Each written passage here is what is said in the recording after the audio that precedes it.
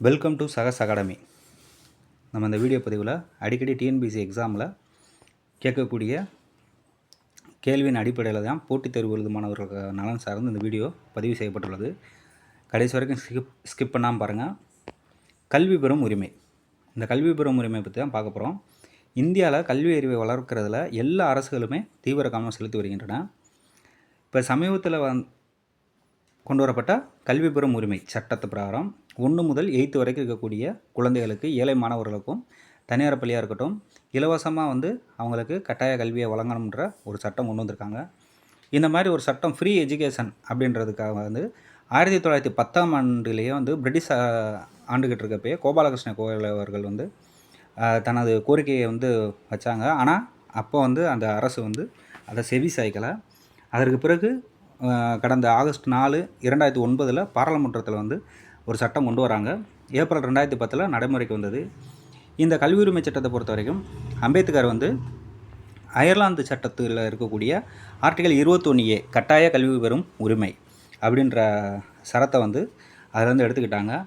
இது அந்த கட்டாய இலவச கல்வியை கொடுக்குறதுல இந்தியா 135வது நாடாக விளங்குதுன்னு சொல்கிறாங்க.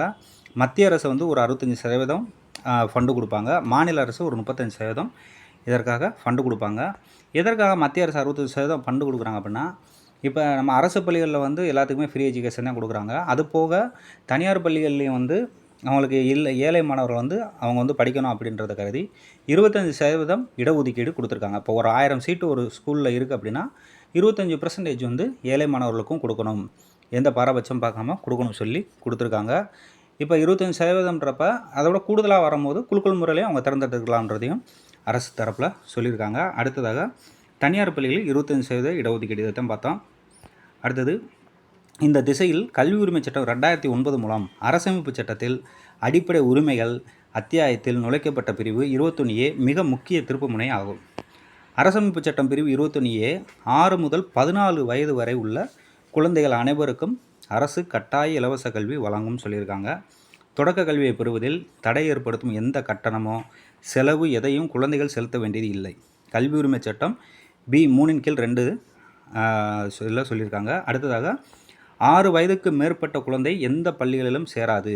கல்வி பெறாமல் இருந்தால் அல்லது குழந்தை தனது வயதுக்கு ஏற்ற படிப்பை முடிக்க முடியாமல் இருந்தால் குழந்தையின் வயதுக்கு ஏற்ற வகுப்பில் சேர்ந்து படிக்கலாம். அதாவது பள்ளியில் சேர்க்கப்படாத 10 வயது குழந்தை முதல் வகுப்பில் சேர வேண்டியது இல்லை. தனது வயதுக்கு ஏற்றபடி நேரடியாக 4ஆம் வகுப்பில் சேரலாம். இத்தகைய குழந்தைகளுக்கான சிறப்பு பயிற்சி இந்த திட்டத்தின் கீழ் இலவசமாக வழங்கப்படும். இதை சொல்கிறது 3/4 அப்படின்ற பகுதி சொல்லுது. அடுத்ததாக தான் படிக்கும் பள்ளியில் 14 வயது வரையிலான கல்வி தரப்படவில்லை இல்லை அப்படின்றா, அதாவது 5ஆம் வகுப்பு வரை தான் அங்கே இருக்கிறது அப்படின்னா வேறு பள்ளிக்கு சென்று தொடர்ந்து 14 வயது வரை கட்டாய இலவச கல்வி பெறலாம் அப்படின்ட்டு சொல்லுது. இதை சொல்லக்கூடிய பிரிவு 3/5. அடுத்ததாக சிறுவர்களுக்கான கட்டாய இலவச கல்வியை அடிப்படை உரிமைகள் ஒன்றாக இணைத்தது அறிவார்ந்த சமுதாயத்தை நோக்கிய பயணத்தின் திருப்புமுனை ஆகும். மேலும் இது போன்ற பயனுள்ள வீடியோ பதிவுகளை பெறுவதற்கு உங்களுடைய ஒத்துழைப்பு மிகவும் அவசியம் என கருதி நம்ம சேனலை சகஸ் அகாடமி சப்ஸ்கிரைப் பண்ணி லைக் பண்ணி ஷேர் பண்ணுங்கள். அடுத்த இம்பார்ட்டண்டான ஒரு கொஸ்டினை ஒரு தொகுப்பாக நம்ம பார்க்கலாம். Thank you friends. மீண்டும் இதே போன்ற ஒரு பயனுள்ள வீடியோ பதிவில் நாம் சந்திக்கலாம். மிக்க நன்றி நண்பர்களே. தேங்க்யூ.